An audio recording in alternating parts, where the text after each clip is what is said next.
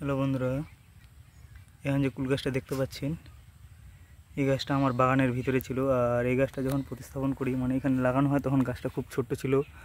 আর আমি ভাবতে পারি না যে এইটুকু গাছে আবার ফুল চলে আসবে। এই যে দেখতে পাচ্ছেন, প্রতিটি বোটায় বোটায় ফুল এসছে, পুরো গাছটাতে এসছে।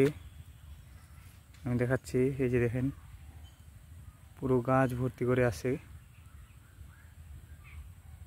যদি এই গাছটাতে কুল দাঁড়ায়, তাহলে গাছটা কিন্তু খুব দেখতে সুন্দর লাগবে। প্রতিটা ডালে আসছে।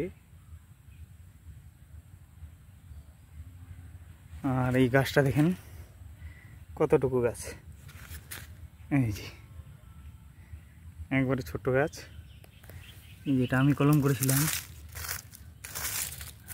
আর এই সমস্ত গাছের কিন্তু নিচের দিক দিয়ে যে ডালগুলো বেরোবে, এই যে এগুলো বাড়াচ্ছে, এগুলো কিন্তু তুলে ভেঙে দিতে হবে,